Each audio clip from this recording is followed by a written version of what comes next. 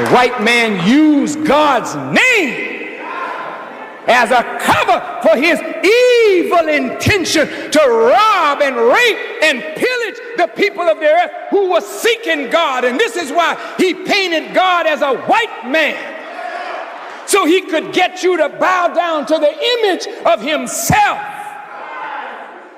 He didn't teach you no religion. That's why in the church, Reverend, you don't have the power of Jesus Christ.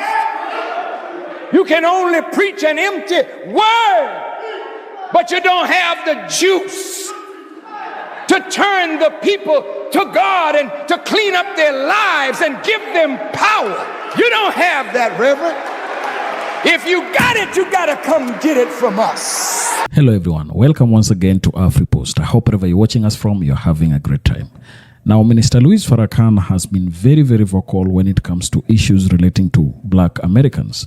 He's been talking about self-empowerment of Blacks and self-reliance. And in fact, he has also encouraged them to be proud of their race. Because one thing that we gather from history is that Blacks have always been taught that they are inferior to whites and that they don't have to depend on their cultural ways of believing in themselves.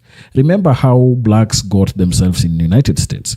One thing that happened is that they were stripped of their culture, they were stripped of their ideals, and they became people who just copy and mimic the culture and behaviors of white people. And this is what Minister Louis Farrakhan is also talking about in this clip. One thing he talks about in this clip that I'm about to play for you is that Blacks need to really look at themselves as the proverbial Israelites moving out of Egypt. They need to use the Bible and the story of Israelites in the Bible as a guide on how they can overcome the oppressions that whites have subjected them to over the years. I want you to listen to this inspiring clip. Then let's talk at the end. Let's watch.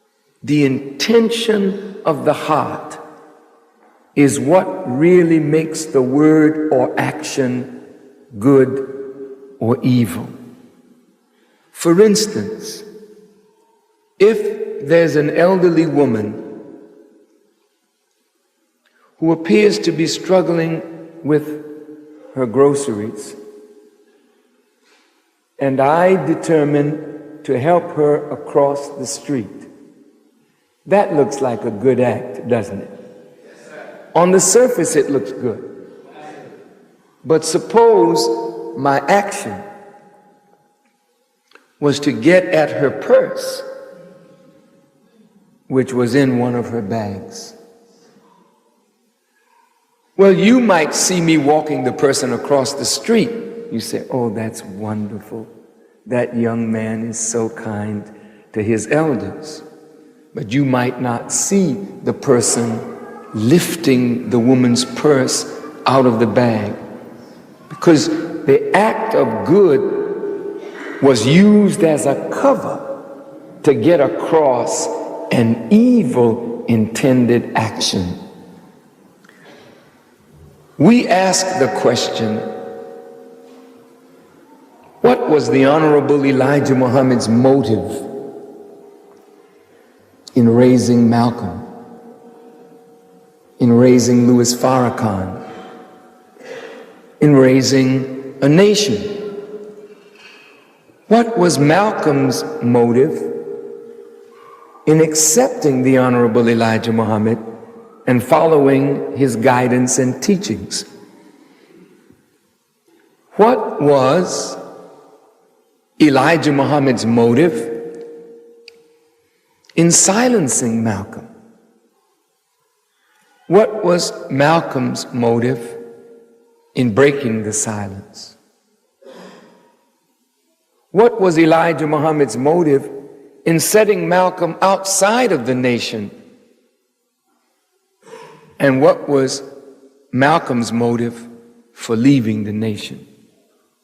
What was stated and what can we determine over time is the actual motivation. What motivated Spike Lee to make this epic film? What motivated Warner Brothers to put up the money? What motivated Warner Brothers to say they didn't have enough when it ran over the budget? And what motivated the move to Oprah Winfrey and Bill Cosby and Magic Johnson and other sports and entertainment figures to raise $5 million that the movie could be completed? Did Warner Brothers run out of money? Could they not have advanced the $5 million? Why did Mr. Lee have to go to Oprah and Magic and Bill Cosby?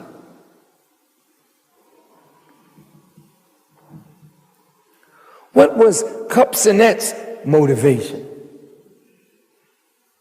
The moment the movie was out, Cupsinet said Louis Farrakhan, Malcolm's arch enemy. Is Louis Farrakhan Malcolm's arch enemy? If so, why did Cupsinet say that?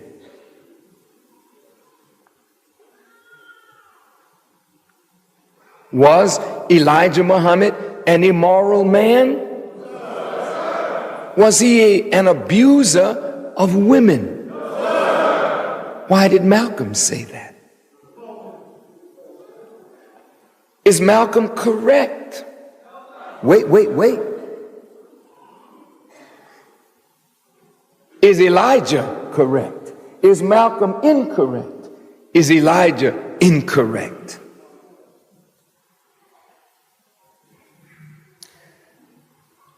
To look in the hearts of people is really God's business.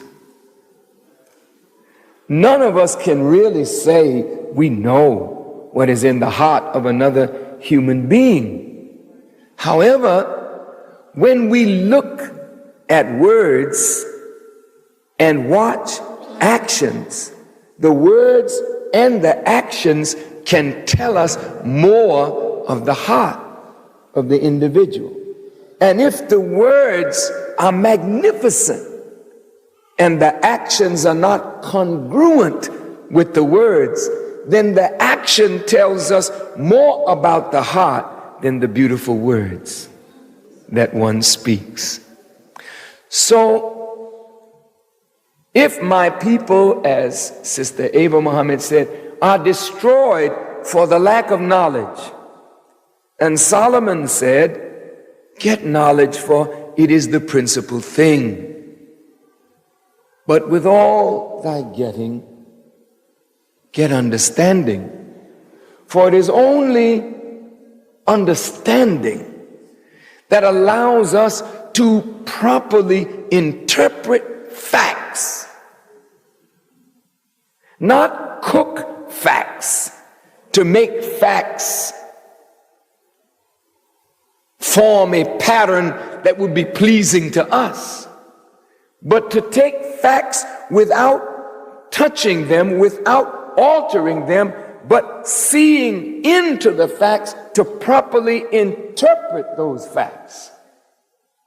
And when I say properly interpreting a fact, all of us see facts and hear facts every day, but facts mean different things to different people.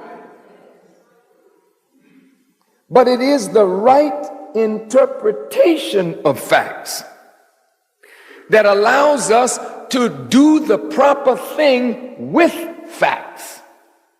Wrong interpretation of facts does not allow us to be rightly guided. Are we clear? If we take the Quran as true, there are verses of the Quran that need and require interpretation. If the interpretation is correct, then the guidance flowing from the Word of God is correct. If our interpretation is faulty, then our actions in accord with our interpretation will be faulty. Are we in agreement? Now, righteous people do not wish to be guilty of slander. It is not meet or right for any of us to slander Malcolm, to become so engrossed in emotional response to Malcolm's actions that we slander him. But again, on the other side of that coin, it is totally inappropriate for Malcolm to slander his teacher. Now, in the Holy Quran, and I must say, Sister Tainetta Muhammad, as I was on my way to the mosque, sitting in the car, I said, I want to base part of my lecture on this surah of the Quran, the same one that you spoke on but did not quote. You quoted the 111th, so now I shall quote the 104th. It shows you how when you're in tune, you know, God is the feeder.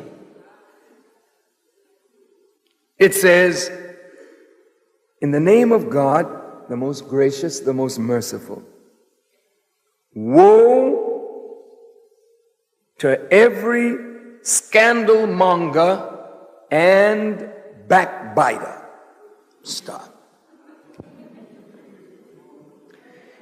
In the Maulana Muhammad Ali translation, he says, woe to every scandalmonger and defamer. Well, some of us don't have any fame to defame.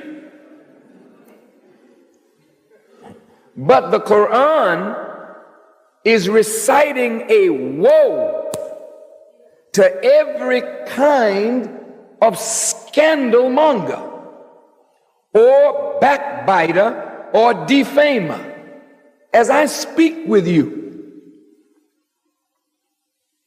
how many of us have knowingly or unknowingly engaged in slander and backbiting?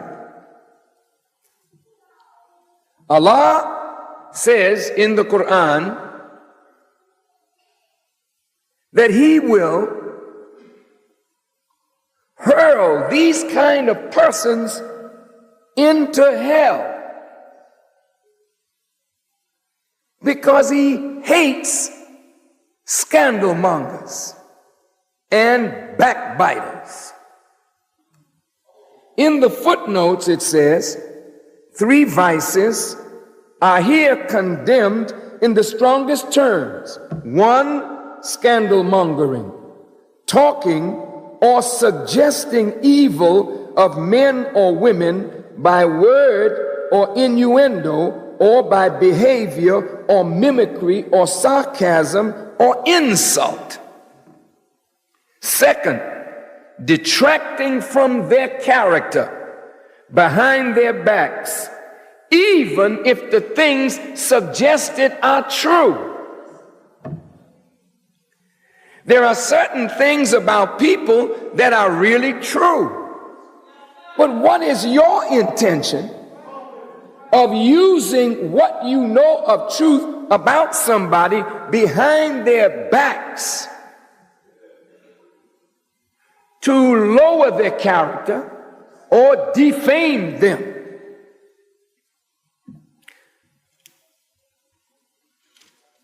I would like to just deal with those 2. The Honorable Elijah Muhammad did not care that Malcolm was a felon. The Honorable Elijah Muhammad did not care that Malcolm was a pimp, a dope user and seller and bank robber or robber, gambler, hustler, etc. Why didn't the Honorable Elijah Muhammad say, oh my God, a man like that should never be with me? Some of your organizations and churches today would never have accepted Malcolm as a felon, as they don't accept our young people, women or men, who have a criminal background. Our young men and women who have criminal backgrounds are not honored members of the NAACP, the Urban League, and they're not really honored members of their church because there's something in their backgrounds that is not harmonious with those who want upward mobility and don't want to be pulled down by association with criminals. But the same Jesus we preach about sat with publicans and sinners. And when the Pharisees berated him for so doing, he said, quote, "It is the sick who need a doctor." A sick man who comes to a doctor is not berated for being sick. Otherwise, the doctor has no reason for existence. The reason that you would want to take up medicine is because there are sick people who need help. So when a person comes to you sick, you don't say, "What are you doing sick? Don't you know that all sickness is sin? Get up out of here." You say, "What is the problem? How long have you been troubled with it?" Then as you search the history of that kind of symptom, you say, "Oh, I think I know what that is. Let me prescribe something for you that you may be rid of your illness." The Honorable Elijah Muhammad knew what Master Farad Muhammad, his teacher, did for him. One of the Honorable Elijah Muhammad's sons said that the Honorable Elijah Muhammad was in terrible condition before he met Master Farad Muhammad. He used to drink, and he was so drunk, one day he was stretched across the railroad track, and somebody had to come and get him, lest the train chop him in many pieces. Well, I don't know how many of you have been drunk like that, but you don't throw off on somebody who's a drunkard when you know you've been one too. You don't throw off on somebody who's a drug addict when you used to be that. You have compassion for the drug addict if God heals you from it, don't you? Because you know the hell that every drug addict is going through by the hell that you went through. Is that right? If you have ever been in prison, female or male, you know the hell of prison life. So if you are able to come out of prison and make a change in your life for the better, don't you have some kind of compassion for a brother that's doing hard time or a sister that's doing hard time? So God don't need to send no angel after you, because an angel wouldn't know what to do with you. God has to raise one from the midst of you that knows your condition and your suffering, that would have the compassion necessary to work with your condition and mine until he makes us well. So what was the Honorable Elijah Muhammad's motive in calling Malcolm out of darkness, in calling Farrakhan out of darkness, and calling you out of darkness? Even those of you who don't claim to be Muslims, what did you learn from the Honorable Elijah Muhammad, and what was his motive for teaching? Was it to make money so he could live in a mansion on Woodlawn? Was it to ride in nice cars? What was his motive? His motive is all wrapped up in his mission. It is motive that gives the fire to what you do. And the more proper the motive, the more sustained the action. You better listen. Somebody, I don't want to use that example. No. Let me put it like this. I'll walk with you a little ways if I really say I want to help you. But to suffer with you till you make a change in your conduct and in your life may take years. Nobody does that but a mother for her errant child, or a man of God who is entrusted with the responsibility of the reform and transformation of the life of a people. Elijah Muhammad's life was transformed, and he was about the business of transforming human life. Malcolm was one of those lives. What a joy to correct a pimp. What a joy to correct a hustler, a thief, and a robber. Look at what was brought out of Malcolm. Malcolm was raw genius, buried in prison. And the prisons are filled today with the genius of black men and women who need what Malcolm received.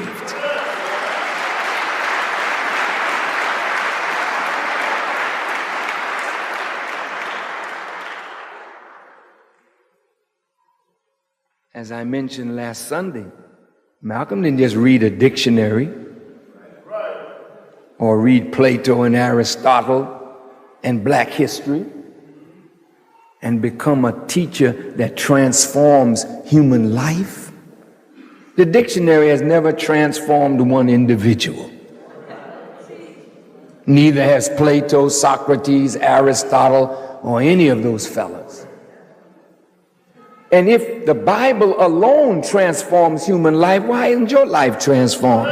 If you didn't read it, somebody been reading it to you, and you go to church, a Negro or a whatnot, and you come out the same Negro or whatnot that you went in. So your life is not transformed by the reading of a book. You can go to the mosque and sit down and somebody can read ayats or verses of the Quran. That don't transform human life.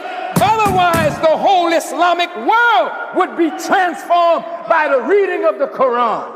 It's not the reading. It's not the preaching. It's the Spirit of God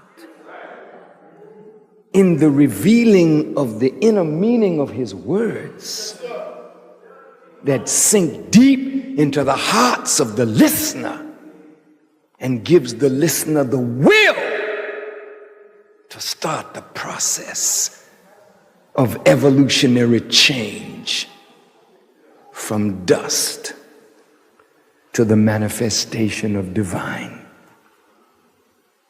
And I don't care what mosque or church you attend. If that imam or sheikh or mullah, if that bishop, that priest does not have the spirit and the right understanding of the Word of God, they'll never bring about a transformation in human life. Malcolm's life was transformed. And all of you who claim to love Malcolm, you don't love him enough to look deep into what transformed his life. While you claim him from your lips, you live and act like the that Malcolm condemned. Come on and talk to me. While you claim Malcolm with your lips, you don't have any power with all that you know to transform the lives of suffering black people. You can give them knowledge, but you can't make them make a change in their lives because you don't have the power. It is not with you. It is not in the college. It is not in the university. It's not in Mecca or Medina or in Al-Azhar in Egypt.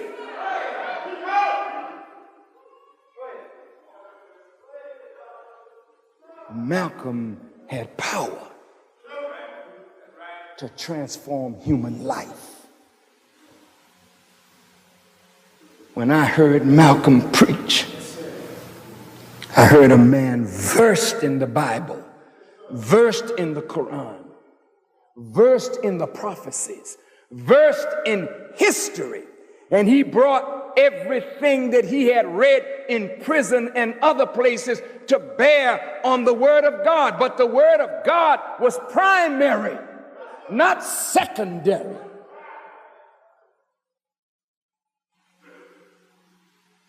You revolutionists, you nationalists, the thing that you hate is religion. Yet that is the thing that gave you Malcolm X from the very beginning. Do you deny that?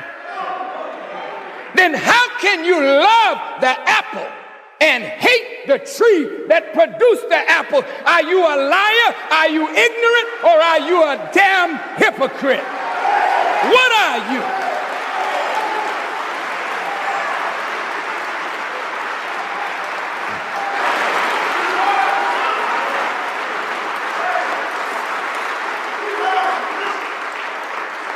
Some of you have gotten so hip in your revolutionary nationalistic ideology, you don't want no God in your life. But Malcolm was moved by God. It was God that Malcolm represented. It was God that empowered Malcolm. It was God that gave Malcolm the mind to stand up against the government of America and all that the government represents. It was not any dictionary or ideology. It was God, raw, pure, and simple. I was with Malcolm one day with the Honorable Elijah Muhammad.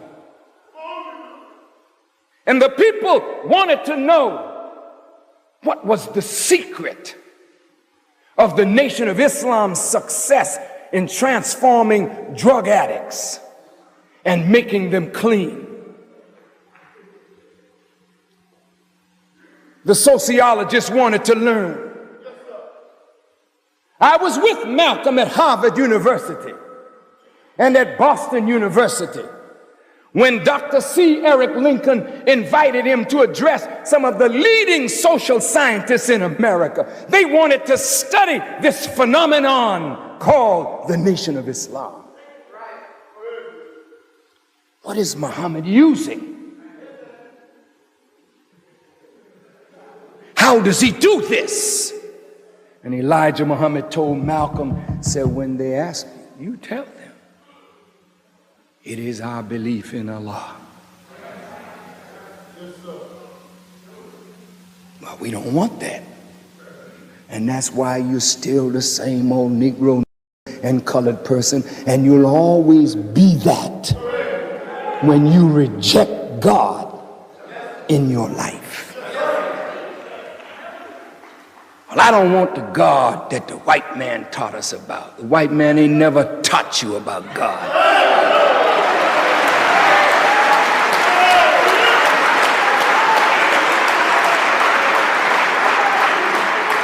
The white man used God's name as a cover for his evil intention to rob and rape and pillage the people of the earth who were seeking God. And this is why he painted God as a white man, so he could get you to bow down to the image of himself. He didn't teach you no religion. That's why in the church, Reverend, you don't have the power of Jesus Christ. You can only preach an empty word, but you don't have the juice to turn the people to God and to clean up their lives and give them power. You don't have that, Reverend. If you got it, you got to come get it from us.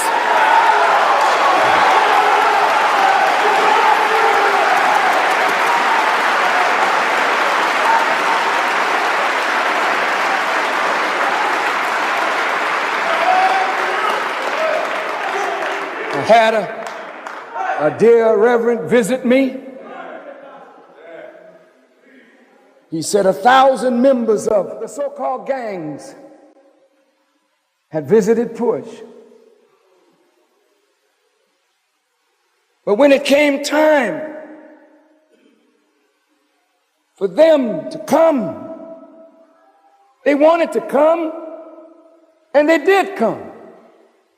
But he admitted he really are at a little loss to know what to do for them,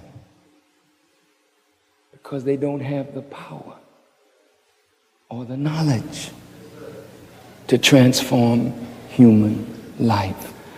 I'm not knocking us, Reverend. I'm not putting us down, Reverend.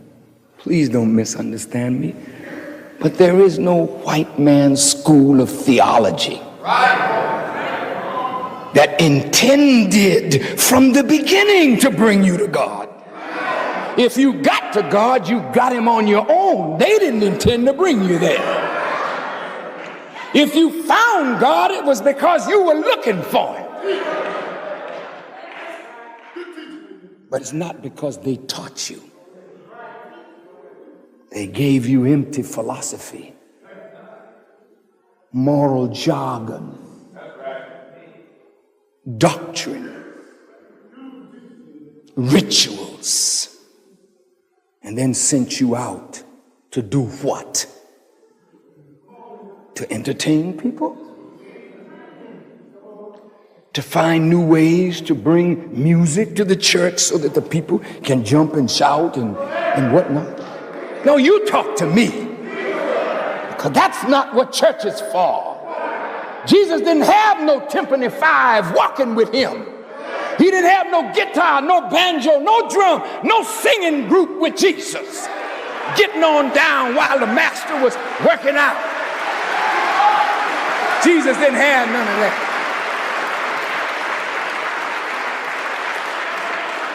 Jesus had a pure word with power in it from God. Prophet Muhammad was a simple man, but the revelation of this Quran with the spirit of Muhammad enabled him to transform human life. Malcolm had that power. I loved him so much. I never had a father. I never knew my father. My poor mother tried to rear me as best she could. She was such a strong black woman with no man in the house. But when I met the Honorable Elijah Muhammad, I met a man. Somebody that I, as a young man, could pattern my life after. And right after I met the Honorable Elijah Muhammad, I met Malcolm, and I heard Malcolm preach. And I never heard a man talk like that in my life. Such boldness, such strength. I can imagine how some of your minds are blown when you hear me so boldly. You don't get boldness on your own. Malcolm didn't come to Elijah Muhammad bold. He got bold when he met a bold man. I got bold when I met a bold black man. I always wanted to be brave and strong, but I was like that cowardly lion in the woods. I needed somebody to give me a dose of courage. So when I met the Honorable Elijah Muhammad and Malcolm, I was meowing. Meow. I was trying to roar, you know what I mean, but it just wouldn't come out.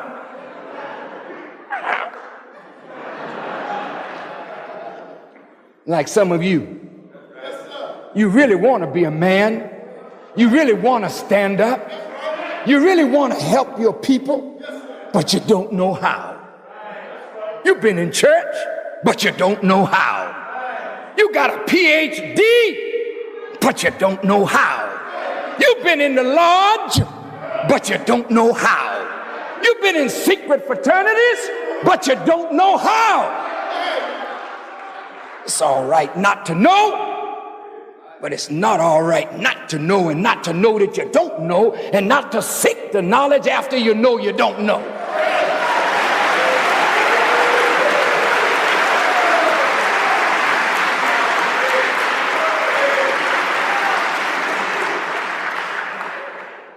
I loved Malcolm because to me the greatest man in my life was the Honorable Elijah Muhammad. And the motive that Elijah Muhammad used was his mission from God to resurrect us from mental, moral, spiritual, social, economic, and political death. That was the motive. But he had another motive sitting up under that motive. Like there's a root and then there's a tap root. You may think you're at the root, but there's another root below that root. Like there's a meaning under the meaning, under the meaning, under the meaning. And if you keep going far enough under the meaning, you'll find God. But surface dwellers will never find God. Surface dwellers will only find that which is on the surface. All riches are buried. And anybody that wants to become rich and doesn't want to dig deep into the earth for its treasures, or deep into the ocean for its treasures, or deep into the consciousness of self, or deep into the reservoir of knowledge, will never get wealthy with wisdom. If you just want to be a surface dweller, satisfied with little, then there's a little on the surface for everybody. But if you want to be like God, you got to keep digging for more and more knowledge. Malcolm had an insatiable desire to learn. He was a voracious reader. Everything of value he could get his hands on, he read. But he didn't just read to read to read to quote. He read with understanding because he was given a criterion by which he could judge the knowledge that he received. Most of you are like intellectual pigs. I'm going to say that again. Most of you are like intellectual hogs. See, a hog has no digestive system. The cow will chew it up here. It has 3 digestive systems. It's getting it together. And every time it's digesting, it's separating this from that only the best will get down to become a part of the body, and the rest will be cast out as waste. But when you're a pig, everything you eat becomes a part of you, so that you become a big barrel of educational swill. So this little piggy went to market, and this little piggy stayed home. But wherever those pigs were, they did not know how to differentiate truth from falsehood and the value of real knowledge from theory. And so white folk laid on us a whole bunch of mess. And he called it education and knowledge and book learning. And we, like the pig, kept our head down. Slurped it all up. And then when it came time to produce, we couldn't produce nothing. White folks know that what they've given us as knowledge is a joke.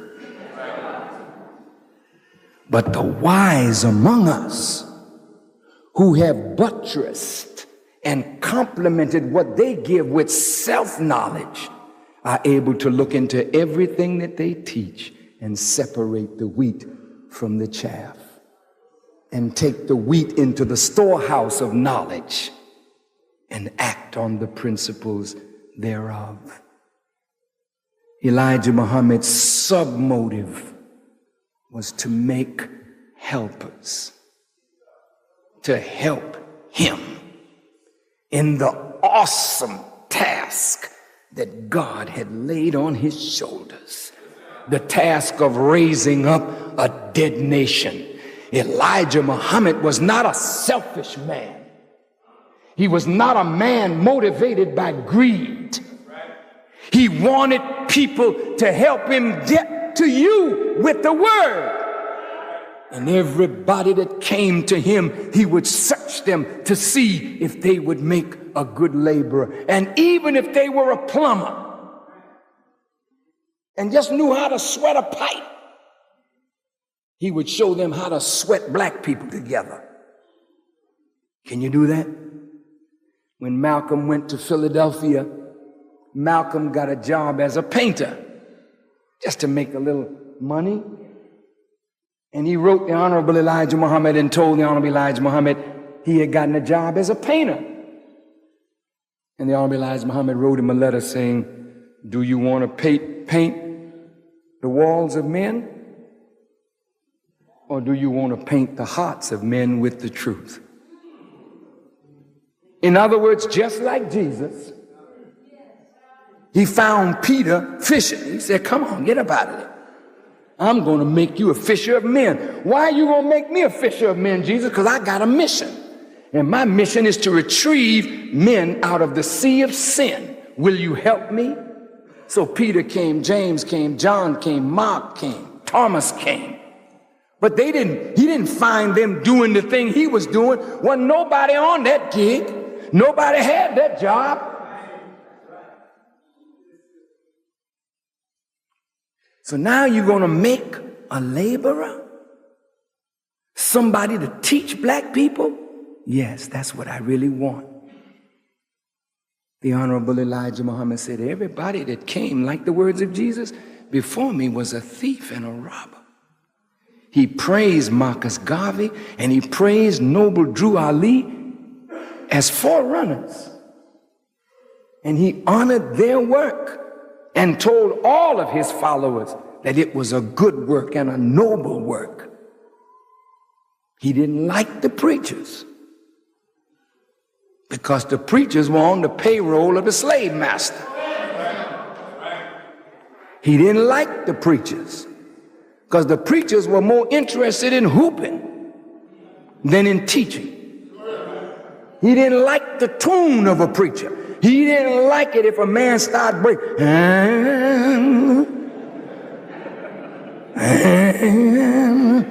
I went there that morning. Were you there? He didn't like that.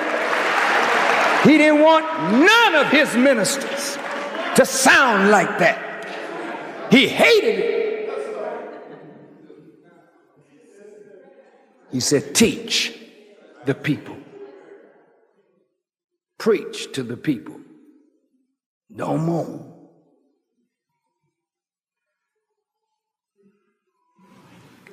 Listen to this. When he was teaching one day, he came home from the temple. Master Farad Muhammad was there. And so Master Farad asked the others, how did he do? And they were saying he did well. He really preached. There wasn't a dry eye in the temple.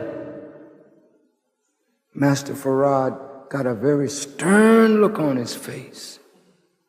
And he told him, brother, don't you make my people cry. I came to wipe away their tears. Even if you're teaching good, don't make the people cry. So that's why when we teach, we come before the people with a happy spirit.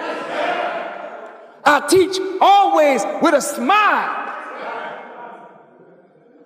Because I got good news for you. Your day of suffering is just about over. If you're going to cry here, you're going to cry for joy.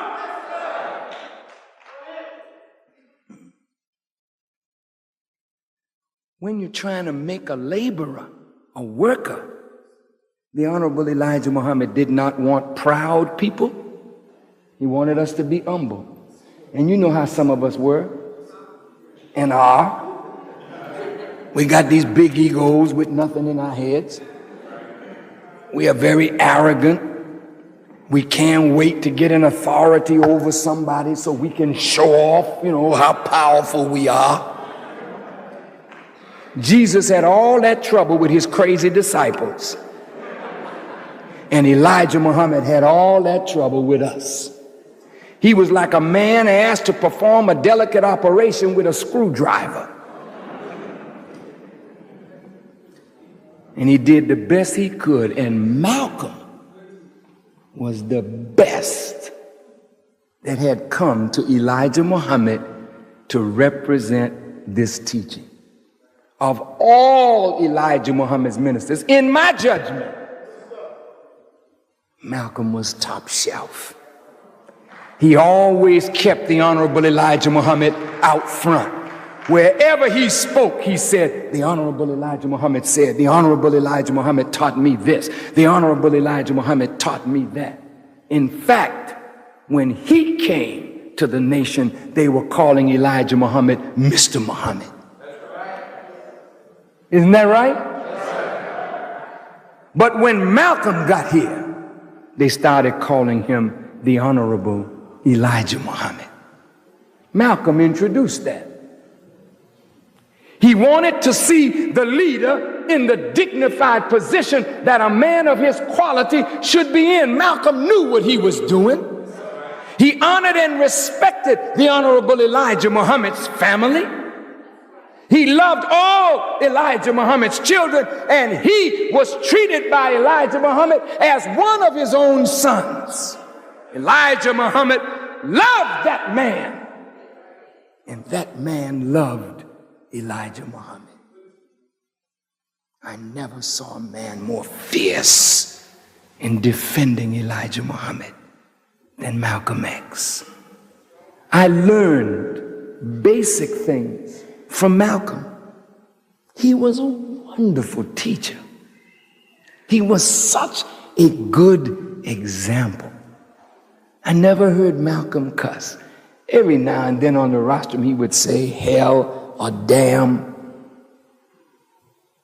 but I never heard anything else.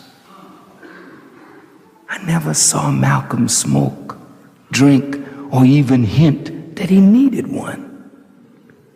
I never saw Malcolm eat in between meals.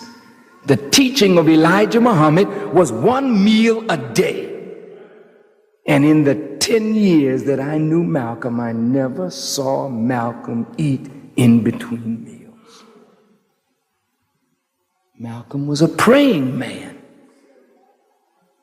When I would stay in his home, he would get me up at 4:30 so we could make Salatul Fajr. Malcolm was devout, but Malcolm was revolutionary. And he had a character defect, as we all do. But I heard the Honorable Elijah Muhammad say that his strength was his greatest weakness. How can a man's strength be his weakness? I've seen men come in the nation, and when they hear the law taught by the Honorable Elijah Muhammad, they have the strength to live it. And they became captains, teachers of the law. But they were so strong in the law till they couldn't countenance the weakness of their brothers and sisters in their failure to live up to the law. So their strength became their weakness because they weren't tolerant enough of the shortcomings of others to raise them up to a level of strength. Some of us are like that. Have you ever noticed some of us who can give exercises and do jumping jacks? 3, 4, 5, 600, 700, 800, 900, 1,000. We get in front of a class. Come on, we're going to do jumping jacks. And we're going to jump jack till he falls out. Just to show I got the endurance. I'm greater than you. See, that's sickness. That's imposing your ego and your vanity on your class. Elijah Muhammad, a marvelous teacher. He taught us humility. And one day he said to me, because I used to boast a lot, I didn't even realize how arrogant I was. And sometimes, the eye beholds everything else except itself. And so, you're looking out, but you're not looking in. And I found myself to be arrogant, but I didn't know this. And the messenger would listen to my tapes. And one day I sat at his table and he said, "Brother, you can tell the righteous.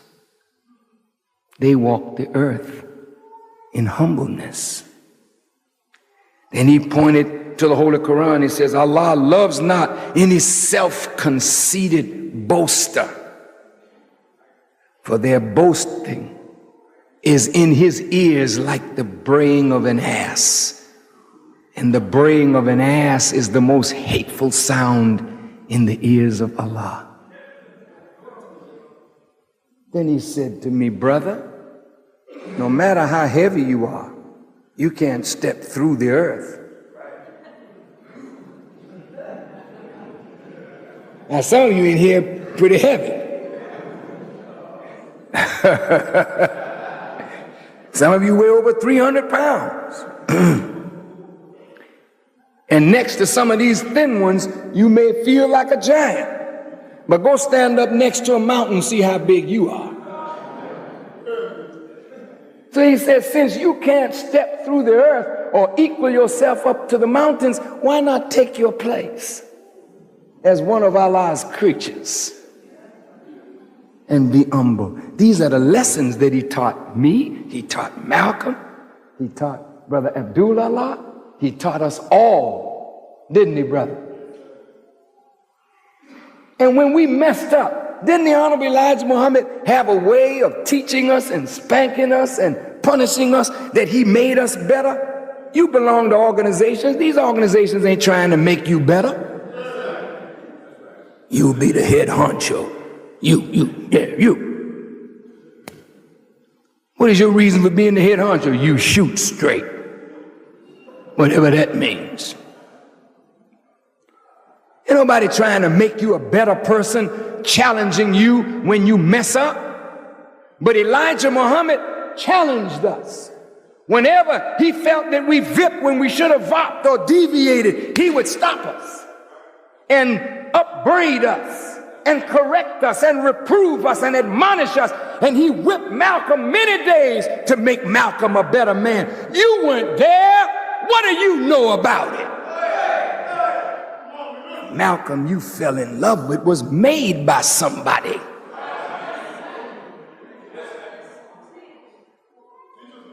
And the Farrakhan that you're falling in love with is made by somebody much bigger than he is. You weren't there when the Honorable Elijah Muhammad chastised us. You don't know anything about that man's ability to chastise. His son is in the audience. His son will tell you, nobody came to the Honorable Elijah Muhammad that didn't get a whipping. I'm going to say it again. Nobody came to Elijah Muhammad that didn't get a whipping. Am I telling the truth? Did we get whippings? We did. Sometimes we didn't think we deserved it. And he would beat us on general principle just to see if we had the humility to take a beating when you think you're right. You didn't hear me? I'm telling you what he did to me. I'm not before you as the kind of man that I'm becoming in no vacuum. My mother didn't teach me this.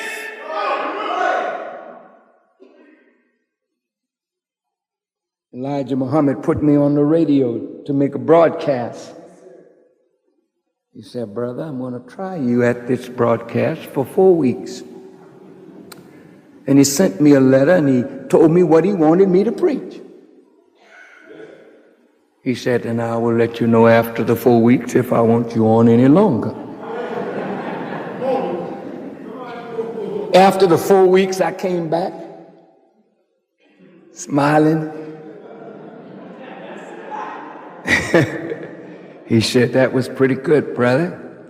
You can go on for another 2 weeks. This time you say what you have in your mind. After the other 2 weeks, which made 6 weeks, he said, well, brother, I'll give you 6 more weeks. And he listened. Every time I would make a tape, I would have to send it to him first. He would clear it, then he would send it throughout the country.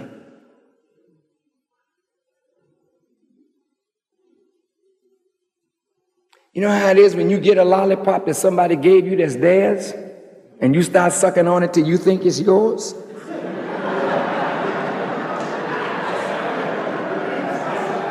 And then they ask you to give it back, and you get an attitude.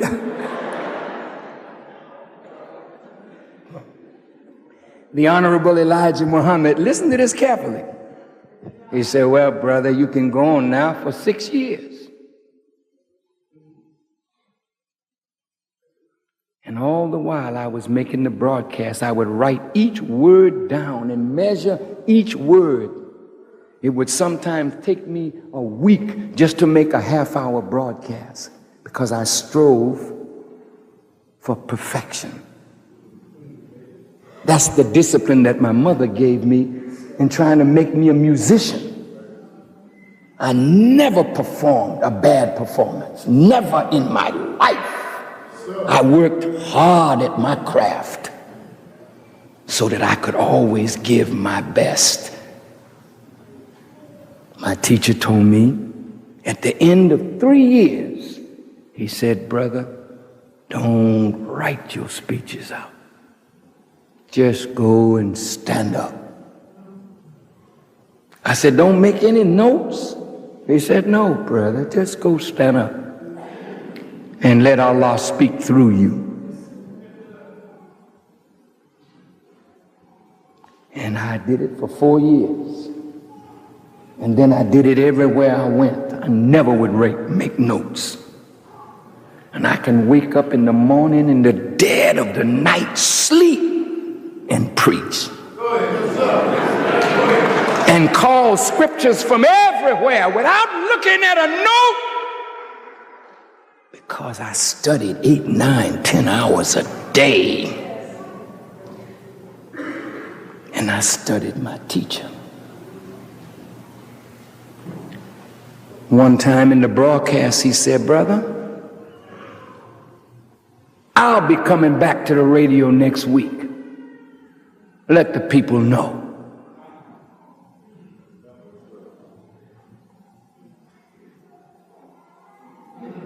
Now I've been sucking on that lollipop a long time, brother. Elijah Muhammad said, "I want it back now. You've been saying I was coming back. Now you can tell them I'm back." I made a tape. Hearken unto the voice of God. Because see, one thing, you can't fool a man that's that wise. He listened to your words, how you form them. He listened to the inflection of your voice and the spirit of you, and he can tell whether you want him to come back or whether you feel bad that he would take his own broadcast back. Like I'm telling you right now, I'm standing in his place. This ain't my place. So I can't get too used to his seat. He may claim it. I'm living in his house, not mine. I may get a knock on the door one day. Do you live here? So a man, in words, should never get comfortable with borrowed goods. And everything you got belongs to somebody else. So why act like it's yours? Always act like what you got is from God. This is God's work. Now let's get down to business. What was Malcolm's motive? Let me tell you the arrangement that Malcolm and the Honorable Elijah Muhammad had, which maybe you may know about or may not know. If the Honorable Elijah Muhammad told Malcolm, "I'm going to put you out front and make you known that you will make me known." What kind of deal is that? In the days of Moses, Jehovah was not known. Jehovah put Moses and Aaron out there so that they could become known, so that they could make Jehovah known.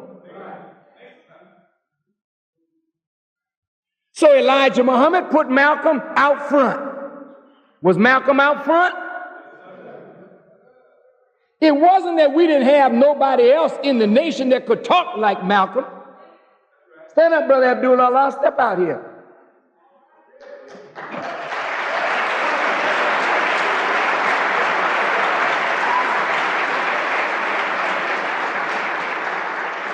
This brother was formerly known as John Shabazz from Los Angeles, California. He rivaled Malcolm in eloquence, in brilliance, and in his ability to captivate audiences. He had the fastest growing mosque in the Nation of Islam. We had ministers all over the country taught by the Honorable Elijah Muhammad. Some of them may not have been as eloquent as Malcolm, but he had many that were just as. I just wanted to say that Elijah Muhammad didn't just produce one Malcolm. He produced a whole cadre. And every one that he taught was a powerhouse in his own right, in his own city. Malcolm was just the out front man. So whenever we went to Harvard or Yale or Howard and we all were around Malcolm, none of us would speak. Malcolm spoke for us. We were quiet. The press would say, "Well, what do you think?" We said, "Speak to the spokesman." We had that kind of discipline. So when they couldn't get a word out of us, they got it from Malcolm, so they elevated Malcolm. That was the plan. Elevate Malcolm, the articulate spokesman of the wisdom of Elijah Muhammad. And Malcolm was supposed to become a big man and introduce the world to the man that taught him and made him. It was a good arrangement. But what was the government doing all this time? Do you think the government liked the Nation of Islam? Do you think the government liked Malcolm? When Malcolm stood up representing the Honorable Elijah Muhammad, that was an unbeatable duo. Did you see how the enemy writes the FBI files, that they worked night and day to divide Malcolm from the Honorable Elijah Muhammad? What tactics did they use? Part of the tactics was to keep Malcolm in the press as the leader, to incite jealousy among those of us who followed Elijah Muhammad and knew that Malcolm was not the leader. We never followed Malcolm. We were followers of Malcolm to the Honorable Elijah Muhammad. But the press, Malcolm X and his Muslims, they kept pumping Malcolm up as the leader. And then Malcolm had to almost degrade himself to keep from being looked at as the leader. So Malcolm would say, I'm like Charlie McCarthy. Some of you young people don't know who Charlie McCarthy is, but the older ones know that Charlie McCarthy was a wooden dummy, and Edgar Bergen was the ventriloquist that manipulated Charlie McCarthy. So Malcolm would go in front of the public and really degrade himself by saying, I'm like Charlie McCarthy, and Elijah Muhammad is like Edgar Bergen, meaning he is the one pulling my strings. And he was not lying. Every major speech that Malcolm made, he would go to the phone and call the Honorable Elijah Muhammad, and the Honorable Elijah Muhammad would give him the outline. Malcolm would fill it in, and the press would marvel, and you would marvel at the wisdom of that man. But he was a microphone speaking the wisdom of a man speaking through him. You were benefiting from Malcolm, but you were benefiting from Elijah Muhammad through Malcolm. You don't like that, do you? I'm sorry, man. I can't tell you no lie. Because that's all you getting from me is a benefit from Elijah Muhammad through me. I'm not the author of this. But you all love to worship the students and crush the master. Something about Elijah Muhammad that you just don't seem to like. He was a strange man, uncompromising, unbending. They called him a strict disciplinarian, and he was that. He didn't like foolishness. And we couldn't carry on no foolishness around him. What a wonderful speech by Minister Louis Farrakhan. He's very forthright. He speaks as he sees it. And I think the antidote to black people's suffering is just understanding themselves and really appreciating who they are. Because if we don't do that, these other people will take advantage of us. Minister Louis Farrakhan's work has centered on uplifting African Americans by addressing systemic oppressions, fostering community development, and reinterpreting spiritual teachings to resonate with the black experience. Farrakhan's contributions are deeply tied to his belief that the Bible, when understood through the lens of black liberation, serves as a critical guide for overcoming suffering. One of Farrakhan's most notable contributions is the Million Man March of 1995, which he organized in Washington, D.C. This historic event brought nearly 1 million black men together to pledge self-improvement, family responsibility, and community building. It was a powerful demonstration of unity and a call to action against the socioeconomic challenges plaguing black communities, such as poverty, violence, and incarceration. The march underscored Farrakhan's emphasis on self-help, a recurring theme in black history from figures like Marcus Garvey, while amplifying the Nation of Islam's message of independence from white societal structures. By invoking biblical imagery, such as atonement and redemption, Farrakhan framed the event as a spiritual awakening, urging black men to reclaim their dignity and purpose. Farrakhan has also contributed to black history by preserving and expanding the Nation of Islam's teaching, which blend Islamic principles with a unique interpretation of the Bible. He argues that the scriptures, particularly the Old and the New Testaments, contain encoded lessons for black people as the chosen who have endured 400 years of bondage, akin to the Israelites in Egypt. His sermons often highlight figures like Moses and Jesus as liberators whose struggles mirror those of African Americans. For Farrakhan, the Bible is not merely a religious text, but a revolutionary roadmap, revealing God's promise of deliverance from suffering through discipline, faith, and collective action. His advocacy for economic independence further ties into Black history legacy of resilience. Farrakhan has promoted initiatives like the Nation of Islam's anti-drug campaigns and the establishment of Black-owned businesses, echoing the self-sufficiency efforts of the Harlem Renaissance and the Black Power movement. He contends that the Bible's teachings on stewardship and righteousness guide Black to overcome exploitation by building their own systems free from reliance on oppressors. Farrakhan's view on Bible as a guide stems from his belief that it addresses the root of Black suffering, spiritual disconnection caused by slavery and systemic racism. He interprets passages like Job's trial or Christ's crucifixion as allegories for Black endurance, promising divine justice if the community unites in faith and purpose. Critics may challenge his controversial rhetoric, but his insistence on biblical literacy empowers African Americans to see themselves as agents of their own salvation, making his contributions a bold chapter in Black history's ongoing narrative of struggle and triumph. That is what Minister Louis Farrakhan has continued to do within the Black communities in the United States. And I think with this speech that is given, you are able to see that he's very passionate about Black issues and very ready to support Blacks in almost everything that they do. Tell me down in the comment section what you think about this. And if you're watching us for the first time, don't forget to subscribe to our channel, like this video, and also share. Thank you, and may the good Lord bless you. Goodbye.